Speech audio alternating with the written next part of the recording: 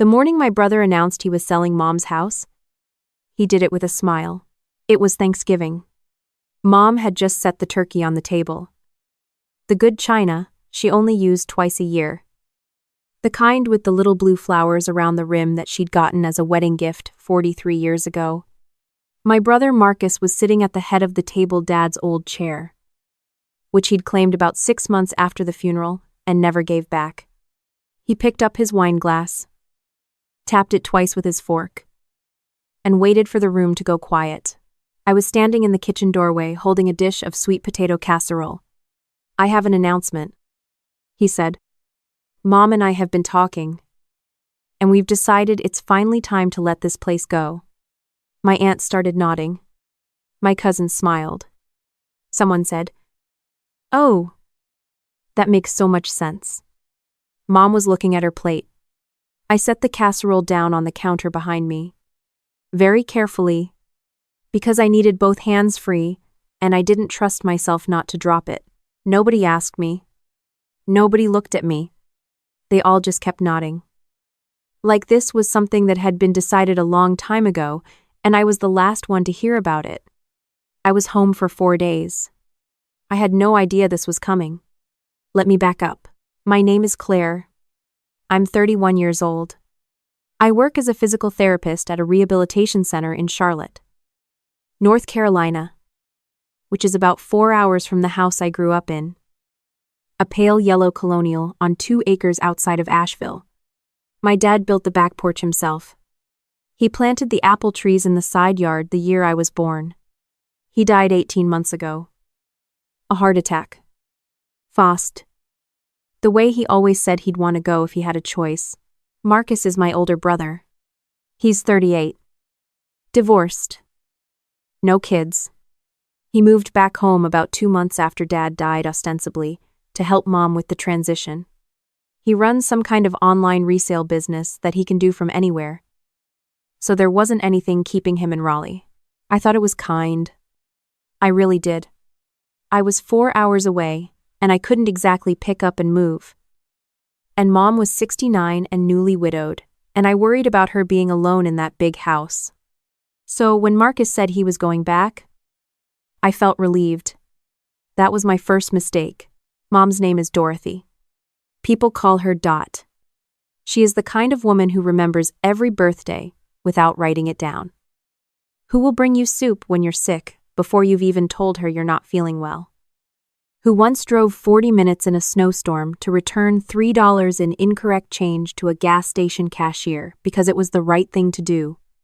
She is also, since Dad died, quieter than she used to be. She laughs less. She moves through rooms like she's trying not to take up too much space in a house that used to have more people in it. When I called her in the weeks before Thanksgiving, she sounded fine. Tired. Maybe. When I asked how things were going, she said, "Oh, you know, Marcus handles most of it." I didn't ask what most of it meant. I should have. I drove up the Wednesday before Thanksgiving. Arrived around 7 in the evening. Marcus's truck was in the driveway. The front porch light was on. Inside, the TV was going in the den, and Mom was in the kitchen cutting celery. And everything looked exactly like it always had. And I told myself I'd been worried for nothing. Dinner that night was just the 3 of us. Marcus talked a lot about how the market was up. About a storage unit sale he'd found outside of Knoxville. About how the gutters needed replacing, and he'd gotten a quote. Mom asked me about work. I told her about a patient I had. An 80-year-old man who'd come in after a hip replacement and was determined to get back to his garden by spring. She smiled at that. A real smile. Not the careful kind. Marcus refilled his wine twice and didn't offer to clear a single plate. After dinner, I helped Mom with the dishes. Marcus went back to the den. At some point I heard him on the phone, his voice low. The way it gets when he doesn't want to be overheard. I didn't think much of it. I went to bed that night thinking everything was fine. Thanksgiving morning was normal. Mom made her biscuits from scratch.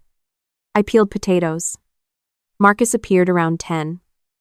poured himself coffee, stood at the kitchen window, looking at the yard with an expression I couldn't quite read. I asked what he was thinking about. He said, "Nothing.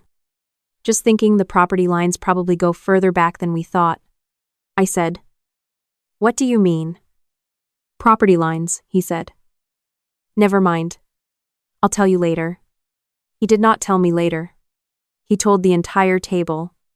After his announcement, after the nodding, after the, "Oh, that makes so much sense," I waited. I stood in that kitchen doorway for a long moment and I looked at my mother. She was still looking at her plate. Her hands were in her lap. She wasn't eating. I brought the casserole to the table. I sat down. I said, very calmly, "Mom." "When did you decide this?" Marcus said. "We've been talking about it for a while." I said. "I was asking Mom." There was a pause. My aunt looked at her turkey. My cousin suddenly needed more gravy. Mom looked up. She said, "Marcus thinks it's the practical thing." I said, "What do you think?" She opened her mouth. Marcus said, "Don't. You don't have to justify it to anyone. It's your house." She closed her mouth. She nodded slowly. The way you nod when someone has just told you what you think. I got through dinner. I don't know how. I made myself eat. Made myself answer questions about Charlotte. Made myself laugh at my cousin's story about his new dog. But I watched my mother the whole time, and what I saw made something settle cold and heavy in my chest. She wasn't herself. I don't mean she seemed sick or confused, nothing that obvious. It was more like watching someone perform a version of themselves from a distance. She agreed with everything Marcus said. She didn't finish her food. At one point he corrected her about something small, a date. I think. Something meaningless, and she immediately said, "You're right." I don't know why I said that. And moved on. No pushback. No, well. I thought it was nothing. My mother used to argue with my father about crossword puzzle answers. She used to write letters to the editor. She had opinions about everything from property taxes to pie crust. The woman I watched at that table was quiet and agreeable, and a little bit smaller than she used to be. After everyone left, after Marcus had retreated to his room, I found Mom in the kitchen washing the good china by hand. I picked up a dish towel and stood next to her and I said, "Talk to me." She was quiet for a long moment. She handed me a plate to dry. Then she said, "The house is a lot to maintain." I said, "It's always been a lot to maintain. You never wanted to leave." She said, "Marcus says the neighborhood is changing." I said, "Mom." She stopped washing. She stood there with her hands in the soapy water and she said, very quietly, "He says I need to think about the future." I asked her what that meant. Specifically, she said Marcus had been talking about eventually moving her to a smaller place. Something easier to manage. Maybe closer to where he was planning to settle. I asked her where he was planning to settle. She said she wasn't sure. I asked her if she'd talked to anyone else about this, a financial advisor, an attorney, anyone. She said Marcus had someone he trusted who was handling the paperwork. I asked her whose name was on the paperwork. She didn't answer me directly.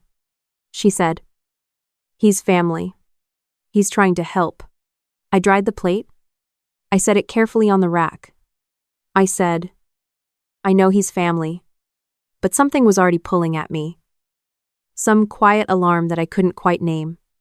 Because handling the paperwork could mean a lot of things. And Mom and I have been talking clearly meant something different than two people making a mutual decision. I stayed up late that night.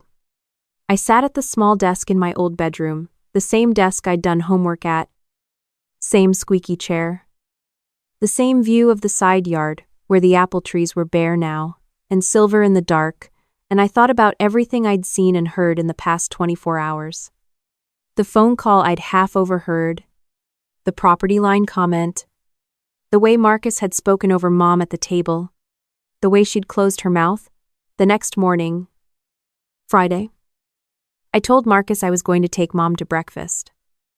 Just the two of us. He said. She's probably tired from yesterday. I said. I'll ask her. She wanted to go. We went to the diner she and Dad used to go to every Saturday morning corner booth. A same waitress who'd been there for 20 years and still called my mother Han. Mom ordered the same thing. She always ordered eggs over easy and wheat toast. And for a little while she seemed lighter. We talked about Dad. We talked about my work. She told me about the neighbor's new puppy that kept getting into her garden, and how she couldn't bring herself to be annoyed about it because it was so ridiculous looking. She laughed. A real one. Her actual laugh. The one that's too loud and makes her cover her mouth. Then I said, gently, Mom, I need to ask you something, and I need you to be honest with me. She set down her toast. I said, have you signed anything related to the house? Or your finances? Anything in the last few months? She looked out the window. A long pause. Then she said, Marcus had me sign some things. He said it was to make managing things easier. He said it was just organizational. I asked if she had copies. She said she thought so. Maybe. She wasn't sure where. I asked if she'd read them before she signed. She said Marcus had explained them to her. I asked if she'd had anyone else look at them. An attorney. A financial advisor. Anyone. She said no. I didn't say anything for a moment. I watched her face. She wasn't looking at me, she was looking at the table. At her eggs going cold, and she had that look again. The careful, too quiet look. And I thought about how she'd been letting Marcus handle most of it for 18 months. And I thought about Dad's house. Dad's porch. Dad's apple trees. And I thought about the way Marcus had tapped that wine glass like he was making a toast at a celebration that no one else had been invited to. I paid the check. I hugged Mom in the parking lot. I told her I would take care of it. She said, don't make things difficult. Claire. I said, I won't make things difficult. Then I drove around the corner, pulled into the parking lot of a hardware store, and called my father's attorney. His name is Robert Haynes. He'd done Dad's will. The estate paperwork. Everything. A small firm. Been in Asheville for 30 years. The kind of attorney who picks up the phone himself. I'd had his number in my phone since Dad died. I'd hoped I would never need to use it for anything like this. He picked up on the second ring. I told him what I'd observed over the past 2 days. The announcement at Thanksgiving. The paperwork Mom had signed without independent review. The way decisions about the house were being framed as already made. The fact that Marcus had someone handling things whose name I didn't know. There was a pause when I finished. Then Robert said, does your mother still have the deed to the property in her name? I said I didn't know. He said that was the first thing we needed to find out. He also asked whether I had any reason to believe my mother's capacity to make decisions had been compromised, whether she seemed confused, whether she was on any new medications. I thought about that. I said she seemed more subdued than usual, more deferential. But I couldn't point to anything clinical. He said that was still relevant. He said the legal term for what I was describing, an adult child using access and influence to redirect an elderly parent's financial decisions in their own favor, was called undue influence. He said it was more common than most people realized. He said it left marks. If you knew where to look, he told me to get back to the house and find every document I could, the deed. Any agreements. Anything with a signature. He said to photograph everything and send it to him. He said not to confront Marcus yet. I drove back. I told Mom I wanted to help her organize some of the paperwork. The stuff that had accumulated since Dad died. She looked uncertain. I said, you should always have copies of everything. It's just good sense. She relaxed a little at that. Practical. Safe. We spent an hour going through the filing cabinet in the den, the one Dad had bought at an office supply store the year they got married, and had maintained with the organizational devotion of a man who believed deeply in labeled folders. Marcus was somewhere in the back of the house. I could hear the TV. I found what I was looking for in a folder marked simply, Recent. There were 2 documents. The first was a durable power of attorney, signed 6 weeks earlier, granting Marcus full authority over Mom's financial and property decisions. The second was a preliminary listing agreement with a real estate firm in Asheville not signed yet, but filled out, the property address on the first line, a suggested listing price, and at the bottom, in the space for seller signature, my mother's name was already printed and waiting. I photographed every page. My hands were steady. I don't know how. I put the folder back exactly as I'd found it. That night at dinner, Marcus talked about the listing price. How the market was good right now. How spring would be the right time.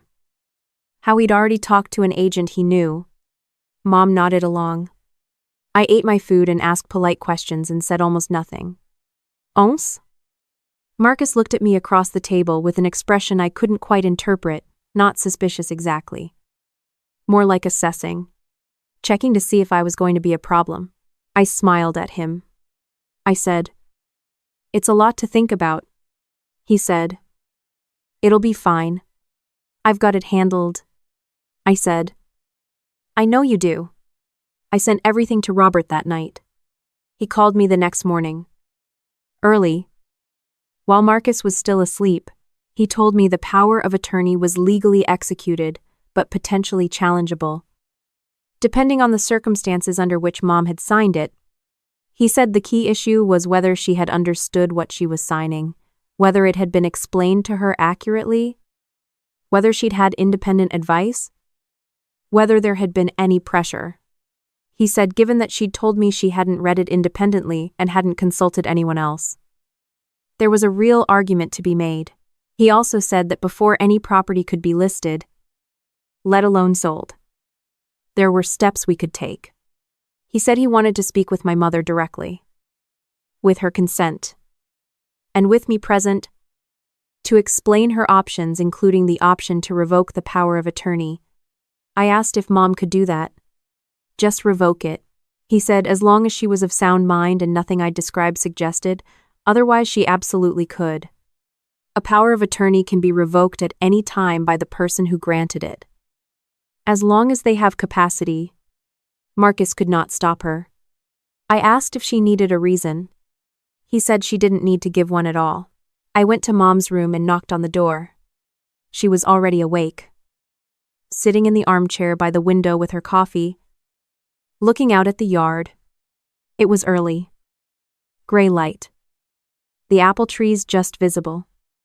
The grass still frosted. I sat on the edge of her bed.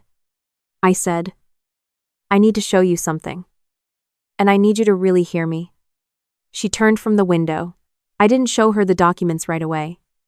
First I told her about Robert, that I'd called him, that he was Dad's attorney, and I trusted him completely. Then I told her what the power of attorney meant in plain terms, not legal language, that it gave Marcus the authority to sell this house without asking her, that she had already signed it, that she might not have fully understood that when she did. She was quiet for a long time. She looked at her coffee cup. She said, "He said it was just to make things easier." I said, "Easier for who?" She didn't answer. But something shifted in her face. Not anger, not yet, something more like a woman putting on her glasses and finally seeing something clearly that she'd been trying to make out from a distance for a long time. She said, "Can I undo it?" I said. "Yes. That's exactly what Robert wants to talk to you about." She said. "Today?" I said. "He's ready whenever you are." She set down her coffee. She stood up. She said, "Let me get dressed." We called Robert from the kitchen table, Mom and I together. He explained everything directly to her, patiently, without condescension, her rights, the revocation process, what it would mean. He told her she was under no obligation to sell this house or any asset unless she chose to. Freely. With full understanding. He told her that if anyone had implied otherwise, that was a problem. He told her that his job, if she wanted his help, was to make sure her wishes were the ones that got carried out, not anyone else's. She said, very clearly, I want to revoke it. He said he would prepare the revocation document and drive it out himself. He arrived 2 hours later. Marcus was up by then. He saw Robert's car in the driveway and came into the kitchen looking like a man who had walked into a room and immediately understood that the furniture had been rearranged. He looked at the papers on the table. He looked at Robert. He looked at me. Then he looked at Mom. He said, "What is this?" She said, "I'm revoking the power of attorney." "Marcus," he said, very carefully. "Mom, you don't need to do that." She said, "I know I don't need to. That's not why I'm doing it." He said, "Claire put you up to this." He didn't look at me when he said it. Mom said, "Claire told me what I signed. I wish someone had told me that before I signed it." He was quiet for a moment. Then he said, in a different voice, softer, the kind that knows it's losing, "I was trying to help you. You can't manage this place alone." She said, "That may be true, but it's still my place to manage." She signed the revocation. Robert witnessed it. Then he sat with Mom for another half hour and went through everything else, her accounts, her remaining estate documents, the deed, which was still in her name and which Marcus, it turned out, had not yet had time to alter. Everything was still intact. Marcus left that afternoon, loaded some bags into his truck, said he needed some space, would call later. He has not been back to the house since. He did call once. About a week later, Mom picked up. I don't know exactly what was said. But when she came back into the room, she looked tired and sad, and she said, "He's very angry." I said, "I know." She said, "He thinks we ganged up on him." I said, "He tried to sell your house while you weren't looking." She was quiet for a moment. Then she said, "Yes, I suppose he did." Robert helped Mom find a local elder law attorney to do a full review of her estate documents, update her will, establish a revocable living trust, put in place the right kind of durable power of attorney with oversight mechanisms, the kind that actually protects her. Rather than the person holding it, I call her every other day now. I drove back up in January, and we painted the kitchen together. A soft green that she'd been wanting to do for years and never gotten around to. We made Dad's biscuit recipe from scratch. She burned the first batch and we laughed about it and made more. The apple trees bloomed early this year. She sent me a picture. She is still in her house. Her house. With the blue flower china and the back porch my dad built, and the garden where she lets the neighbor's ridiculous puppy dig holes because she cannot bring herself to be annoyed about it. She calls it home because it is. And that one phone call, the one I made from a hardware store parking lot in Asheville on the Friday after Thanksgiving, cost me nothing and changed everything. Because the right person, with the right information, at the right moment, is sometimes all it takes. I just had to be the one to make it.